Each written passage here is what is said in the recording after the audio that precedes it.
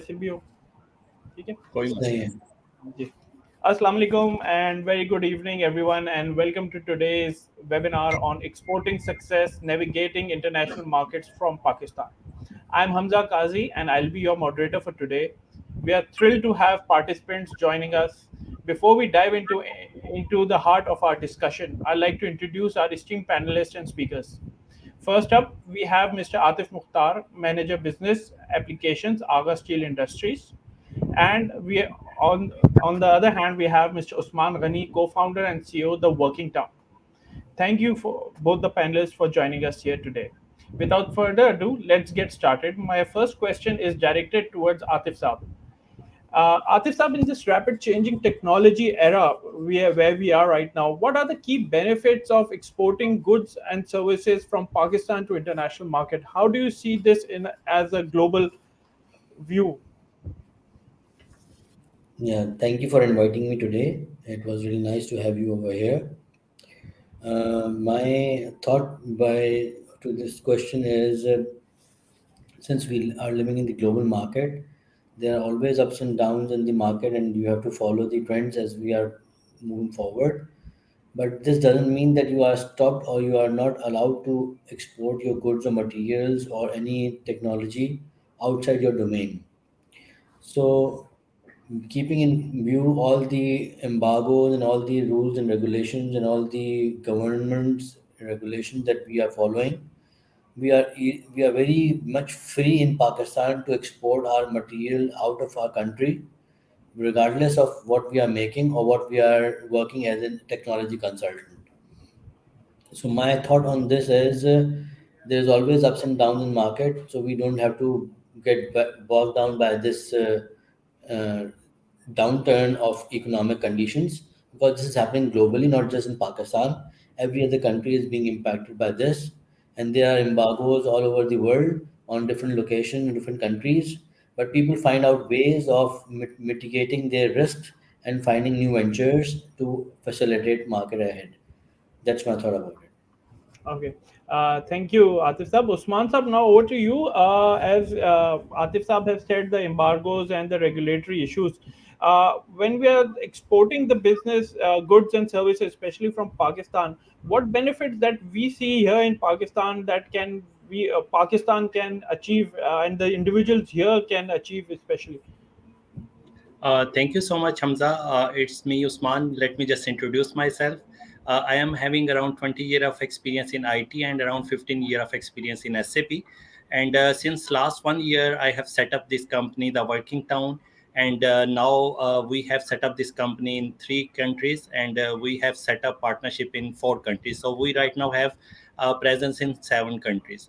So the topic is pretty much close to my heart, as I am also a very passionate traveled all over the world, and now collaborating related to this company.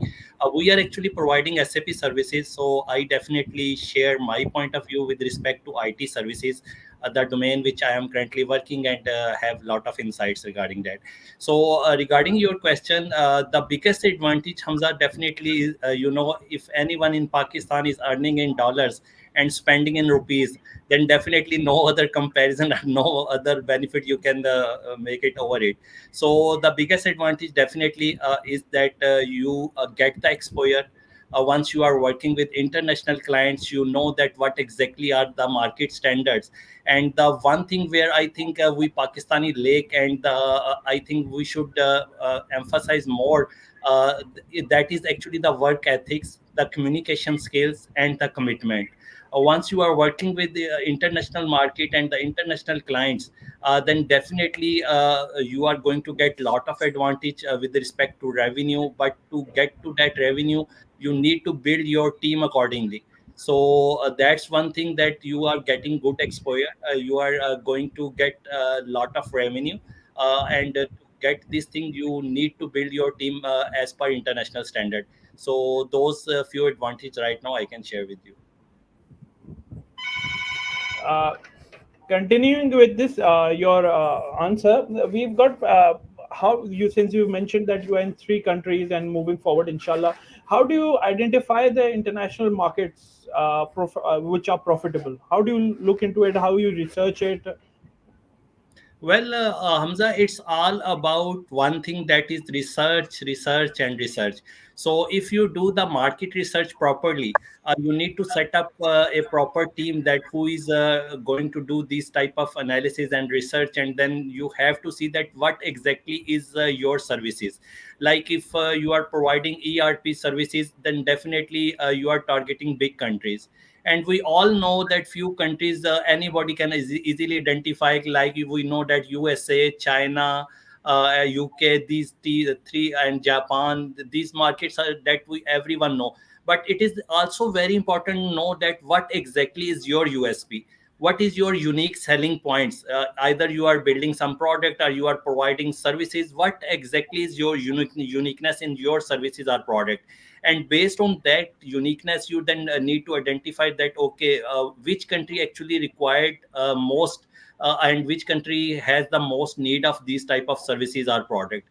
Like if we are providing SAP services, we definitely do the research first, that okay, which is the country where there are the largest number of SAP implementation, which is the country where there are the largest number of SAP clients. So once we dig it out, it will be pretty much easy for us to identify that okay, if I got to know that okay, out of 100 there are 60 implementation that is being done at the US side, then I am pretty much sure that okay, my go to country should be the USA. So it is all about that how you know about your USP, and how you do the market survey. So the combination of both will help you to identify the right market. Thank you, Usman Sab. Atif Sab, how important is the cultural awareness? As Usman Sab have said, we have to do research and everything.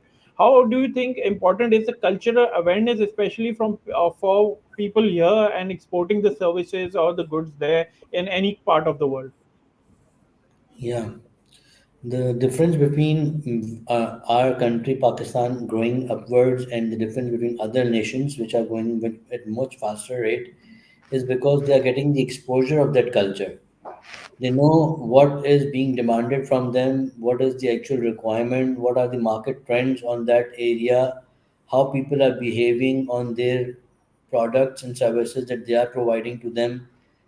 Like example is we have a very huge market of tea in Pakistan, but this doesn't replicate to other countries.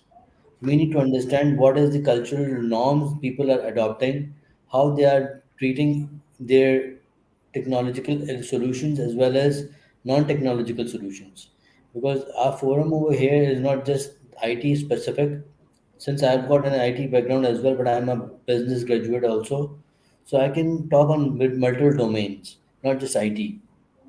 IT is very easy to go when you talk globalization. You can easily sell your products to out of your country without any restrictions or without any complications to go with. But in other products like agriculture or food, beverages, or any material oriented that is being exported from your country to other parts, there are embargoes, there are norms that you have to follow. That norms need to be known. Either they are cultural norms or they are traditional norms as well. So I think more exposure you get from abroad, like you're going out for your education and then you're coming back to Pakistan, living over here, working over here, delivering your quality solutions, gives you an edge over other people where you can say that I know what's happening in that part of the world. So that's how you understand what others are in their shoes, and then you take decisions accordingly. That's my thoughts on that. Thank you. Continuing to your answer, how do you think businesses can build not only, as you said, IT, but agriculture, the hardware, the steel industry? How do you think they build strategic partnerships in these international markets? Yeah, Because as sorry, I will just continue. It's not only Pakistan market, like there are many other countries who are going to come in various how does Pakistan and people here and businesses especially, how do they get that competitive edge and build that strategic relationship with the other countries? as as Usman just elaborated, that it's all about research. You have to research on your product, and you need to know how you are going to make profits from that product. So it's all about marketing.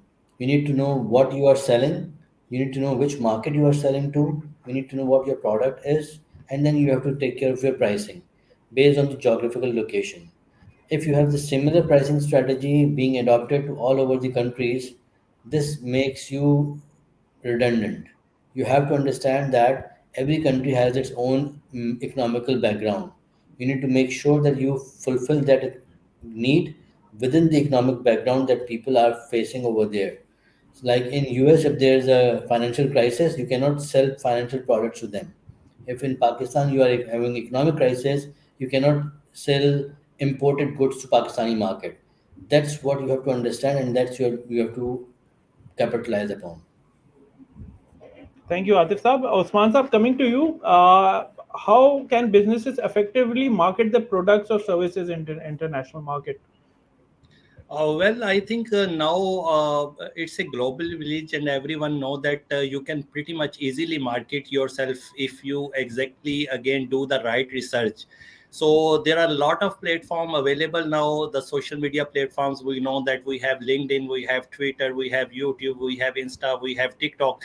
So unlimited platforms now available to market your product. Even you are even sitting in a remote village of Pakistan, you can market your product anybody in the US, anybody in the UK, anybody sitting in the Germany. So it is very important that you know that okay, how exactly I can do the effective marketing. One thing is that you are just doing the marketing for the cause of marketing. It is never going to give you the results. You need to understand that okay, for what exactly is my product, and then what is my target audience. If you don't know your target audience, you never know that what exactly social media channel you need to use for the platform. Like if you take a simple example that if I have to sell surf excel, okay, then my target audience, I need to know that okay, who is using it more, women or men. I know that okay, it is mostly working home women that are using this product. Okay, then you need to know that which age bracket that woman currently will be in that age bracket, who is actually my exact consumer. So if you know that okay, they will be around 25 to 40 age bracket, then you need to know that okay, if this age bracket, this is the gender, then okay, which platform this type of audience will be using. Then you determine that okay, whether I have this audience on Insta. Definitely not. There you will get a younger audience there. You are not going to get this type of audience. So then you see that okay, Facebook is the right one. If you feel that okay, you do your analysis and you identify the right social media channel, and then you actually know your USP. These all combination, once you do it together, that is definitely going to give you a lot of benefit with respect to marketing. Thank you. Now, as we have come across, as you may have also come across, that Pakistani products or services are not up to the international standards. How can we here in Pakistan ensure the quality and the compliance of these products that we export outside Pakistan? Usman Saab first. Yeah, it's the biggest challenge, which exactly I also faced when I start this business. That once we go into the international market, and there the working standard, working ethics, and the way they feel that whatever you commit to them, you have to deliver by that day. So those type of things definitely you learn with the passage of time. That okay, these are the strong points and the strong areas where we need to focus if we want to go towards the international market. So it is very important you spend investment on training. If your teams are not well trained, if you haven't get them ready to be on board for the international market, then definitely you are going to get a very big hit. You will get the project, but you couldn't be able to deliver project as per expectation, then definitely your repute is going down the drain. So it is very important that once you are working with international companies, you need to first learn that what exactly are the international standards there. You need to sit with some local partners there and discuss with them that how the things are working here, what exactly are their expectation, how the behavior of the consumer is there. Once you understand that, then you already know okay, I am going to start in this particular country, and I know what are the expectation of end user in that country. In that way you will have a very much success in very little time. Otherwise, if you go there without getting ready for that market, that then definitely it will be pretty much difficult to get success there. Atif Saab, your comments on the same question, and I would like to add just one more point as well. How do you think this quality and compliance raises the cost of doing business here in Pakistan? Because since we have to comply to the international standards, we have to adapt some changes here in Pakistan, which raises the cost of the product or the service. I'll give you an example where we have very much succeeded is sports products like footballs. Hmm. We are exporting footballs globally, and we are number one being considered when we talk about footballs. You know, every event that is being organized by FIFA is all footballs are coming from Pakistan. So that's a big achievement. This means we are capable of ensuring the qualities are being met, and we are also capable of maintaining a checklist where we say, okay, this is the checklist that is provided by the customer to us. Ensure that this checklist is met around 90 to 95% of the time. If 5% is there in the variance, we can talk to our client about it that, okay, there's always a glitch when when you're delivering your goods or services to any other part of the world. There can be a situation where people would say, okay, maybe you are very good at this part of work, but the problem is we don't want to work with Pakistanis. So you have to face this challenge. This challenge is there and it is existing. We cannot avoid it. So when you face these kind of people, you have to understand that you don't have to represent yourself as a only Pakistani. You have to bring in other people, diversify your team so that when you talk to those people like this, people understand where you're coming from and you sell your product to them even though you are from Pakistan, but even though you will be able to sell the product to them as well. So I would suggest that quality is always there in Pakistan. The problem is we don't have the right kind of mindset, or we don't have the right kind of strategy, or we don't have right kind of a leadership. We would say we have 3 years, 5 years of plan where what we're trying to do is being achieved on yearly basis. That's the lacking point we have.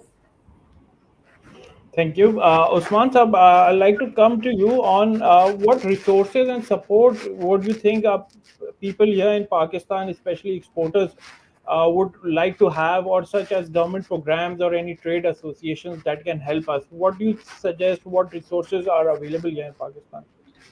Well, resources, definitely there are a lot of resources available. If you talk with respect to IT services, like now Pasha is very much active, PSEB is pretty much active. They are doing a lot of good work as well. Ignite is also there. With respect to resources, definitely there is no shortage. But over the time, what I have learned that it is important that how you are going to take this challenge.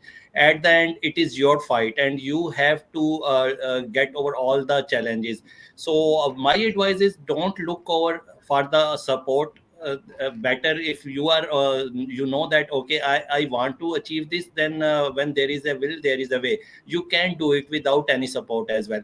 But if you talk about Pakistan, definitely now you know a special investment council has also be there. SICF is established there. They are also establishing STSA. Technology zone is also going to be set up here in Pakistan. So a lot of things are happening, and but it is important that you need to be ready for this fight and this challenge. That if the support is there, okay. If the support is not there, even then I'm going to get it. So that can do attitude is very important once you are going for the international market. Thank you. Atif Saab, coming to you, how can businesses adapt and stay competitive in this rapidly changing international landscape? Because a couple of companies or many companies are giving the same service, products, selling it to exporting it outside the country. How do they stay competitive in this environment? If you talk about technology company, then your all your effort should be on your human resources. Because better the human resources you have, better chance for you to deliver your quality to your clients. Secondly, take care of the compliance of certifications. If a client demand that you have to be certified by CMMI level 3 or CMMI level 4, you need to ensure that you have the proper side of your maturity level in your organization. If you are a startup company and you don't have the maturity level with you, you don't have to go to directly to a client. You can always collaborate with any other partner who has that maturity with you. So, keeping in that in view, that you have to make sure that you align your business to your market trends. If your market is saying that we are in a very high economic area, there's a lot of business going on, you need to make sure that you make a lot of profit out of it. If you are in a bad market situation, the economic situation is not that good, you need to make sure that you survive in that market. So it's like you have a cycle of life. It's like same, you have a cycle of your brand.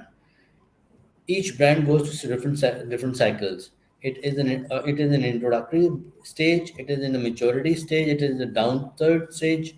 Every brand has its life cycle. So you need to understand where your brand is and what your profit margin is, and then you make decisions accordingly. Thank you, Atif Saab. Usman Saab, coming to you, can you provide or share some practical tips for building a successful export strategy, considering your business or any other example you have to share with the viewers? Well, definitely, there are a lot of examples in Pakistan as well. We know about the NetSol, we know about the systems. We have DevSync, a company now is deploying more than 30,000 IT resources that is actually providing services all over the world. So, whatever experience I have right now, I would like to share with you that for sure. Definitely, for a successful business, planning and a right strategy is very important. So again, you need to be pretty much clear that okay, what exactly is your unique selling point. If you don't know that why you are different from others, then definitely it is very difficult for any customer to buy from you. If there are more than 100,000 companies all over the world who is competing for a certain project, then why somebody will come to you and award this project to you? So until you are not clear about that okay, what exactly is my strong points and what exactly area where I should focus, because if we talk about IT or any other exports, there are unlimited options available. And the most of the time I see that people always prefer copycat. They see that okay, somebody choose this product, it got a hit, I should also choose this product, rather than thinking that what exactly is my strong point, whether I could deliver this product in the way other companies doing, what is their background. And we actually just see that okay, somebody's achieved this success, so we can also do it, so just follow that. So that is not the right thing. You need to understand that where you lie exactly, and what exactly piece of the pie you want to focus on. So focus is very important. If you want to grab everything, you are going nowhere, and you ultimately at then you will get nothing. So it is very important that you know okay, for to build a strategy, I need to have the right team at the right time. When the project arrives, it shouldn't be like that okay, first grab the project, then I will see that I will manage the team somewhere.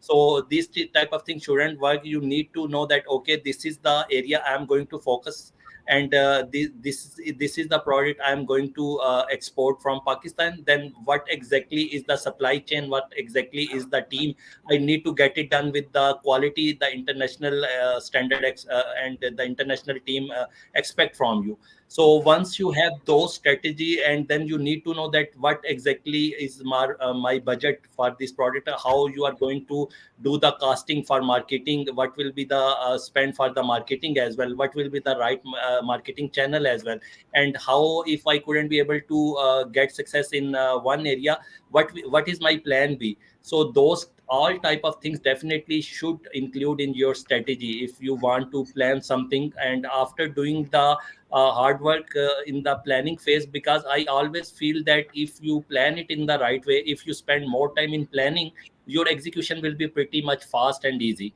But if your plan is not good, then definitely you are going to face lot of surprises when you are going to execute it.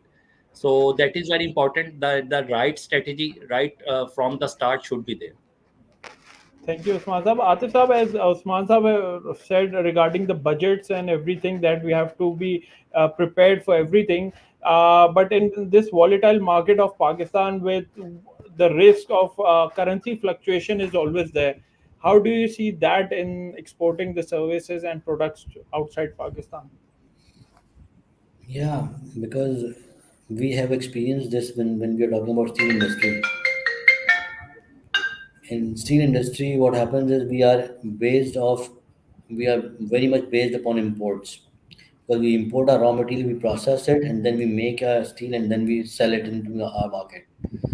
So because of this import embargo that was imposed by government, we were suffered by not opening the LCs, and we are unable to have the right kind of supply chain with us to fulfill our requirements. So we adopted to our strategy, and we changed our strategy from make to order to make to cash. What we did is we earlier we were producing, and then we are storing that product, and then we are selling it to market. Then we changed that strategy to make to order. This means the order that we are getting, we only produce that only. We don't waste our resources. So we changed the strategy, we changed our pricing strategy. Everything was changed because of this reason. And then we are facing this boom in steel industry nowadays, and we survived that stage, and now we are in a phase 2A. We can excel now. So this is how I would say suggest that in case you are facing some kind of a circumstances which are not in your control, you need to strategize. You need to make sure that you survive. Once you survive, then you can excel. Thank you, Atif sir. Same question, Usman sir, to you with currency fluctuation. What were the risks that you faced, and how did you mitigate those? Well, being sitting in Pakistan, you are always be mostly in advantage of this currency fluctuation, because if you are earning in dollars and dollar prices going high, then definitely you have better margin to spend as well. But definitely, what you need to do, you need to diversify your market, so that if there is a unseen challenge at one country, you can actually handle it by having the diversification in another country. So definitely, the way things are going, you never know what happen in a country at what time, and what type of challenges you need to be ready for all the challenges at all point in time. So it's always better that you diversify your products or your services in different countries, so that if there is some challenge at one point in time in a currency fluctuation, you can handle and cover it through other. And second thing is important, that whenever you are going to bid for a project or you are going to sell any product, always keep a contingency plan with you. You have to have keep the 10 to 15% extra margin over there, so that this type of fluctuation can be handled there. So it is again all about your right strategy and right planning, that rather than going all about and just to win it, that okay, I should be the lowest bidder. You need to first see that whether if I win it in the lowest bid, whether it will be feasible for me to get it delivered and be in the loss in the later stage if some surprises come around. So it is very important you diversify, and it is very important that you plan it well.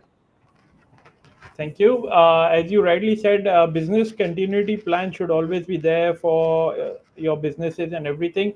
Atif Saab, what latest trends and emerging markets you see for Pakistani exporters across the globe? Your thoughts It's a on it? huge market. It's a huge market. When I was in US in back in 2009, Brazil was emerging. So it's high time for Pakistan. It's an opportunity for us to go and get your opportunities, realize your dreams, and then you can make anything happen. The problem over here is we don't have a leadership. If leadership is there, our human resource is very much capable of delivering solutions, whether it's technological solutions or there is material solutions. We are capable of doing it. The only problem is we cannot sometimes the global circumstances are not very conducive for Pakistan. That makes us difficult for doing business. But this is a challenge that we have to accept, and then we have to deliver according to this challenge. So similarly, if this challenge is there in any other part of the world, they are also doing the same thing and they are surviving. Like Bangladesh survived. Now it's excelling in its external markets. Similarly, we have to learn from this exercise and then do the needful for achieving our dreams. That's what I could say. Okay, Huzaifa sir, I'll just rephrase this in another way. Uh, Businesses now, especially in international market, have to balance the social and environmental responsibility, the ESG goals. how do you see this in the context of Pakistani companies exporting their products and services across the globe? Can you? I just couldn't get your voice. Okay. Can Okay. ESG goals are now on top in international market. The environment sustainable goals and everything. But we here in Pakistan lack a bit of on these kind of ESG goals and everything. How do you see that businesses here in Pakistan can come up with ESG goals and achieve those to be more competitive in international market? Yeah, definitely. You are right. If you are working with international market, then your organization should follow the sustainabilities and the eco-friendly type of goals, and you should also have to keep in your agenda that okay, we are going to spend something or we are going to relate it with that thing. Because if like I just give you an example, I attended the leap event earlier this year. I'm right now in Dubai too. I attended the JITEX event as well. So if you are working in GCC area, like you are working with Saudis, and Saudis already set a vision of 2030. There they have set a vision that we are going to attain the sustainability. We are going to make the net zero. We are going to reduce the CO2 emissions. And your company is now intended to work with Saudis. If you are not aligned with their goals, then definitely it is not easy for you to get access there. But if your product, you pitch your product in a way that it is already aligned with their VM, it is already aligned with their goal, then every company is going to give you there and then go ahead that okay, you are aligned with our goals, we are already working on these fronts. Your product is also going to reduce the CO2 emission, your products are also eco-friendly, it is also giving us a sustainability mission. So this type of thing definitely you keep in mind that okay, in Pakistan definitely nobody bothers, but once you are working with international market and you have to build yourself as an international brand, then these things are pretty much important for you. You just can't neglect it, otherwise you are going to get a big hit once they are because now normally companies, international companies do their homework before awarding you the project. So if they see that okay, in your social media pages, in your website, you are least bothered about ESG goals, that is one thing that you need to mention in your website, that something you are doing or some contribution you are doing in this way. You have to have some type of social media post there on your social media pages. And once you are going to align your services or product, you should align them with their VN, so that it will give you a pretty much easy access to their countries, and that will actually allow you to win their hearts as well. Yeah, and let me add something to it. It's not always like a jump forward. You have to take step by step.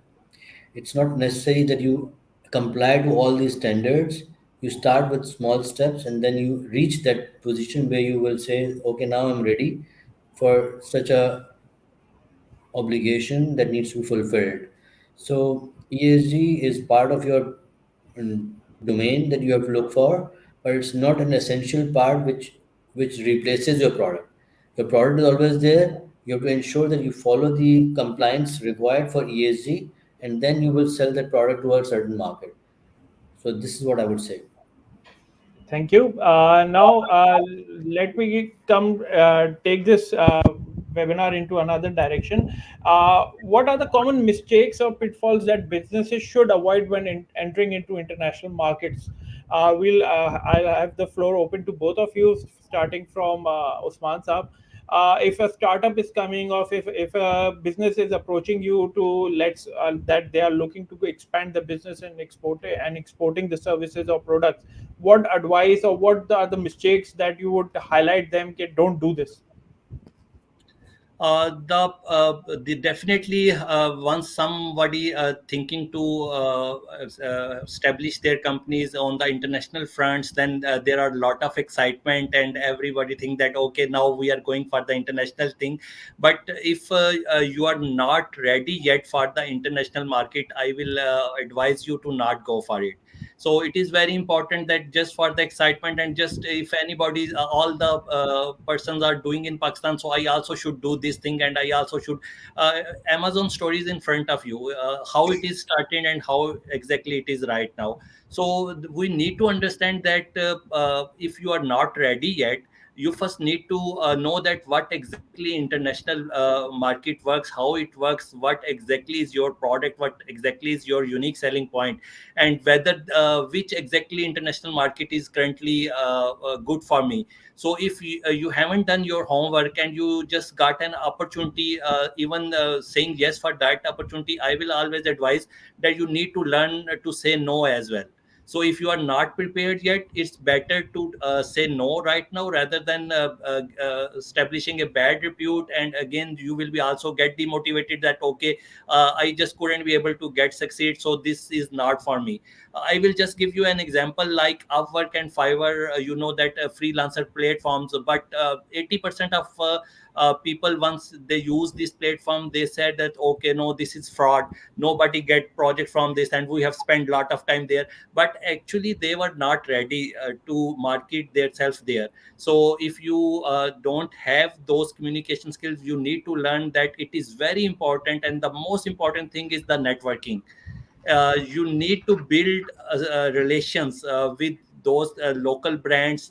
You need to do collaboration with local companies. You need to learn first, then you should go for the execution, rather than start from the execution and then down the line you are learning. And then definitely there will be some surprises, there will be some challenges, there will be some failure, and that will get you demotivated that okay, I can't do this. But everybody can do it if you can plan it right way, if you can make yourself ready for this challenge.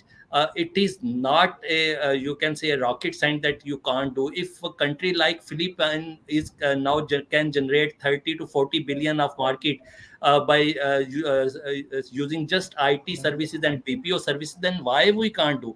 And I am telling you, when I am talking with the international clients, we Pakistani resource is way better than anybody else in the world.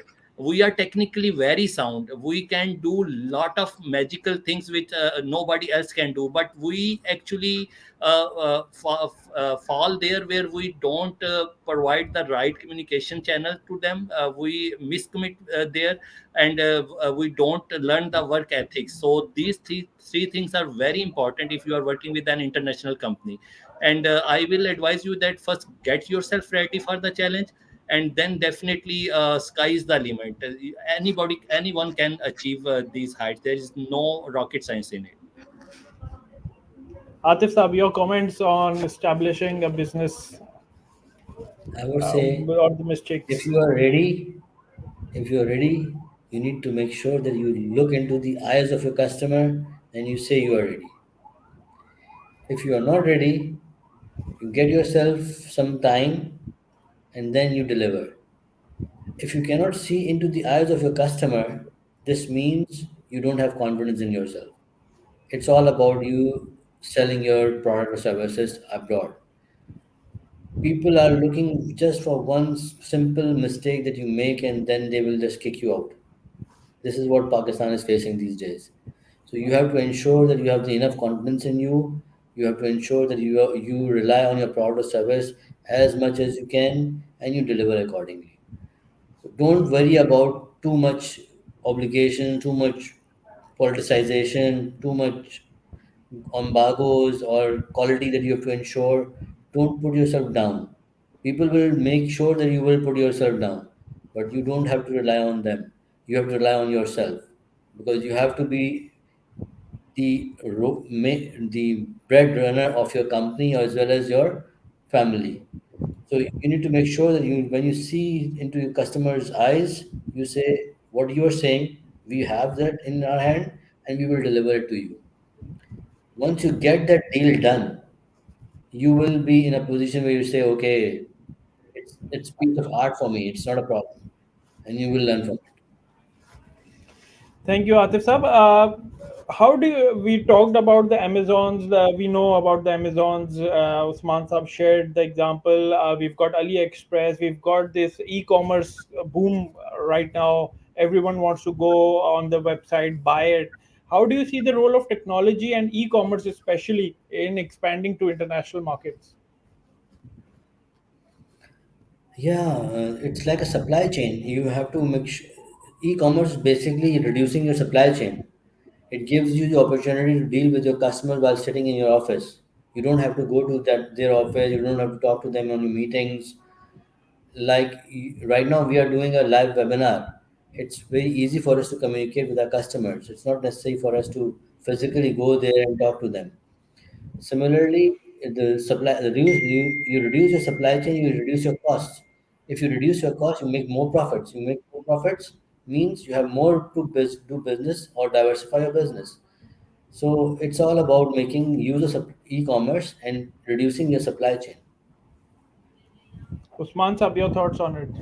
Yeah, E-commerce, the definitely. global. E-commerce definitely opens a lot of opportunities for everyone sitting anywhere and can do the business by just registering on a website.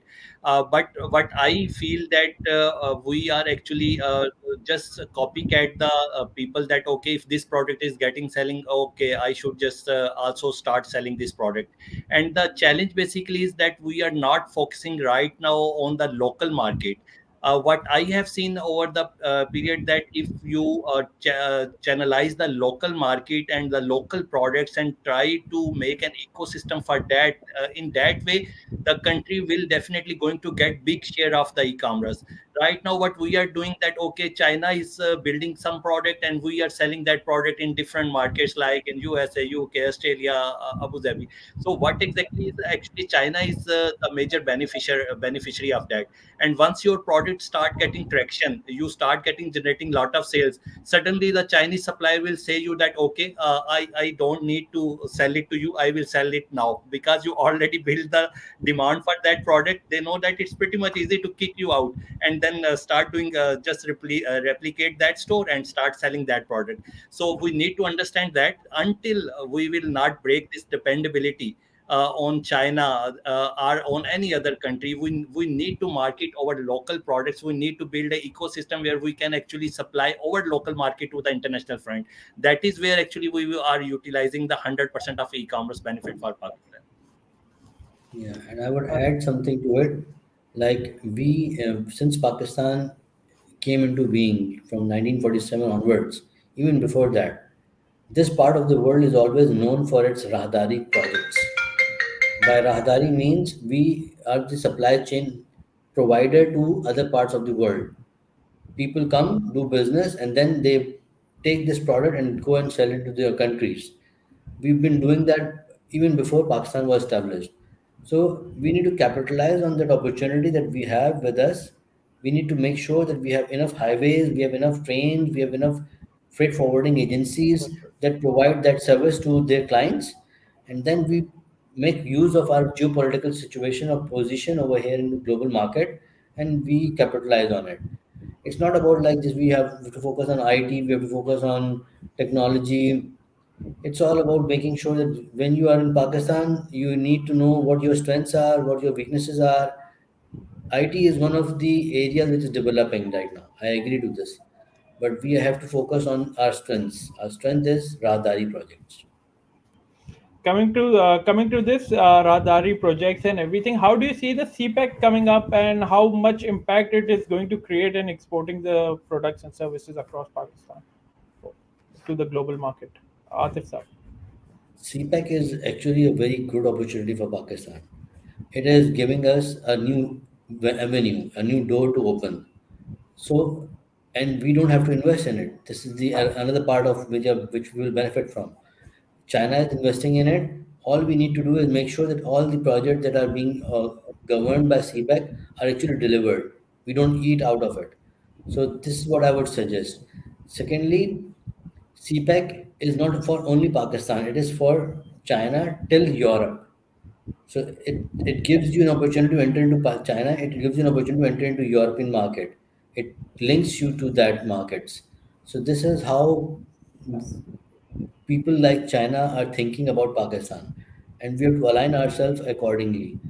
Middle East, yes, it's a profitable market. I would agree. The Middle East is a profitable market. People make a lot of money from there, but Middle East has a saturation point now. People are they 20-30 billion. What do you learn from this 20-30 billion? This is because they have understood that what we are currently where we are standing is not going to lead us anywhere else. We cannot spend oil money on our economy, or we cannot just rely on trade and tourism. We have to establish our economies. We have to make sure that our economy is based on local market, that just Usman just said, that we have to ensure that we develop an ecosystem where our local products are being sold. Similarly, Middle East is also thinking on these lines. That's why they have 2030 vision. All we need to do is align our resources to Middle East, to China, to European market, and we will come out of our problems. This is what I would suggest. Thank you, Atif Saab. Usman Saab, any comments on CPEC and its importance for this exporting success? To be honest, I always feel that in Pakistan, the beneficiary are always be someone else once we are going to establish these type of projects. So, to be honest, I feel that until we don't see and don't make something for the local and the local contractors, local laborers, if everything is coming from China, and they are going to supply their products and we are just providing them away, what exactly is the win situation for us? Why can't we do it at ourselves? Why everywhere China will be the one who will be giving us the order? Okay, this is the do, we will give you some dollars, but that is not going to develop the ecosystem will only develop, we will be major beneficiary if we will involve the locals in this type of project. If there is no benefit for the local exporter, if everything is coming from China and going to Europe, and we are sitting again there and just like that, we are selling our airports, we are selling our motorways. These are not going to resolve our issue. These are actually going to complicate these issues more, and ultimately China will have then more influence here, and they will again say you that okay, now you have to do this, now you have to do this. So I always believe that until we start learning to stand up on our own feet, there is no one else who are coming here for your benefit. Everyone will come here for their own benefit. So we need to see the bigger picture, what exactly China is going to get, and why they are going to do so much investment on you, because they have some major beneficiary, and they know that they will be actually the winners in this. So I always believe that this type of project should be transparently shared with all the stakeholders, and we always need to understand that if there is no involvement of our local contractors, local exporters, local laborers, if we are nowhere, and we are doing just for the sake that okay, some dollars will come into Pakistan, that is not going to solve the issue. Thank you, Usman Sab. You rightly said that Chinese markets you usually tap in the market that is already created and bring their products in. How do you see the legal and regulatory considerations, especially the intellectual property, where Pakistani products are marketed out to other countries and they are not that very much secured, and the other countries come up and take those and take the major benefit out of those rather than Pakistan getting the benefit. How do you see that, Atif Saab? Your comments on it? Yeah, maybe Usman is right, but I think sometimes we need to make sure that we don't rely on negative thoughts all the time. These are the thoughts that come to your mind as well, to other people's mind as well, to our government's mind as well, that what China has to get from your deal. There's always a benefit. There's always a benefit, I would suggest. But you need to understand you are a small country. You're playing a very vital role in somebody's objectives. If they have an objective to make sure that they deliver their products to European market and you are being utilized for that objective, this gives you an opportunity to improve your infrastructure. If you improve your infrastructure, this will actually benefit you, not just China only. So this is how we need to understand that they are big players in the international arena. We need to align ourselves to that big player, whether it's Chinese area, whether it's Indian, whether it's US market or European market. We need to align ourselves according to their demands and then benefit from it. Since our problem is we don't have enough economic development over here in Pakistan. We are not a very rich country. We don't have minerals to like gold or oil for us that will suffice our needs. We are an agricultural based economy and we are a Rahdari economy. This is the fact. Understand that. So in this circumstances, we need to make sure that whatever we make, we sell it, and we sell it to a profit. That's what we can understand. Usman Sahab, your comments on the legal and regulatory front for Pakistani Well, broadcasting definitely, services. it is very important if you are working with some international community, then you need to understand all the legal obligations for that country. So, if you are not familiar with those legal obligations, then definitely you are going to get a big hit. So, like if you are setting up a company in a country and you don't know that what exactly are the legal complications of setting a company here and how the taxation will work there, so that is definitely going to give you a big hit later on. So it is very important wherever you are going to work, you need to be legally ready for that as well, that okay, if I am going to work with this country and they have this type of legal implication structure, you need to follow that very well, and you need to make yourself ready and align accordingly for that market. So as Atif said that definitely if you are in a startup mode, you don't need to bother much about it. But as the time grow and you want to get the major share of the product, then definitely you need to work on this front as well. As the startup, you can always collaborate with someone who already covered those legal obligation, and you can just be part of it and start selling those things, rather than focusing and saying that okay, until I will be the 100% perfect, I'm not going to do any business.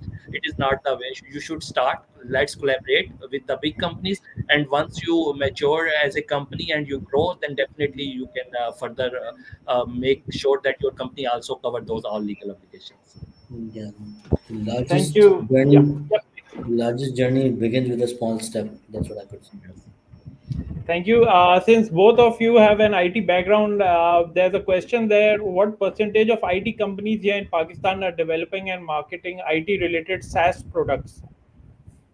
If anyone would like to both to answer. There are a lot of products being delivered in Pakistan, locally developed and cloud hosted. So these products are always there. They are doing it whether on Google platform or whether on any other hyperscalers. So it's not like we don't have products. We have products. We have products. We need to channelize those products. We need to make sure that we present ourselves to organizations where they can be sold out to their customers. If you cannot reach to your clients directly, you always find a way in between and then you reach to them. Like right recently, Jitex happened in UAE. It's always the area where we would say that people are making profit. Similarly, what IT companies in Pakistan are doing is they have the products with them. It's all about channelizing those products to the market demands.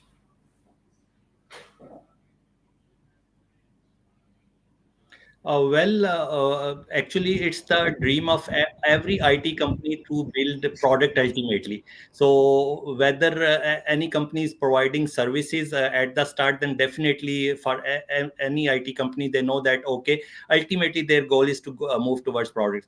Right now, definitely a startup boom is here, and every individual and every graduates is nowadays thinking to build the SaaS-based products and be part of that ecosystem right now. But what I feel that again, we are most of the time, most of the products, we just don't know that why we are building this product. We just use some buzzwords, and we say that okay, this is the thing like AI, blockchain, metaverse. We know that things are now in the market, and we should just build some product and tag this some of the buzzword with it and start doing it. But eventually we don't succeed. So it is very important that the product journey is altogether different. You need to first understand that ecosystem. You need to first again plan your strategy, that how you are going to start, at what stage you require funding, how much funding you will be required for that particular thing, where you are going to sell your product, what is your target audience, how you are making your expansion journey, like after 2 year where this product will be, how much will be investment you will require to further scale up, and most important thing, what is your exit plan. like where you want to exit. If you don't have your exit plan, then definitely once you go towards any investor, they are not going to invest anything on you. And then most important thing, that most of the co-founders, they need to build the skill set of networking. I assume that a lot of founders or co-founders, they always struggle when talking about the networking and building collaboration. So my advice, and it's definitely a brutal advice, that if the CEO of the company, if the founder of the company is not good in networking, he should step down. He should take this brave decision to come someone else at the top of the company, who can do the networking, who can do the collaboration, who can do the branding of this product, and eventually that is the way where they can actually sell this product. So rather than just be egoistic that okay, I am technically very strong, you definitely know, you should the co-founders or the founders, they have the passion, they are technically very strong. But what exactly happened, that if you are not good in selling, then ultimately all the company will suffer. So the bold decision need to be taken. If plan A is not working, just be bold and let someone else take control of your journey. And if he's good in networking, he's good in selling, he can take your product years ahead, whatever you are right now, and you will keep struggling for that. Either you need to build those skills in yourself. If you can't do it, find the right person and plan it accordingly, and you are good to go for that. Thank you, Usman, for the detailed explanation. We are coming to a close of this webinar session. Just the final question from for both of you, starting from Atif Saab. What are the future prospects and opportunities for Pakistani exporters in the global marketplace? It's a very bright future, I would say. We have a lot of opportunities opening up. People are very much looking towards us to help them in their journeys, whether it's technology, whether it's products. It's all about making sure that we are ready for it. If we are ready for it, we can do it. Usman Saab, your final thoughts on it. Yeah, definitely. Sky is the limit, and it is the right time to take advantage of this thing, that we can easily sell our product in international market. We can easily brand ourselves in the international market.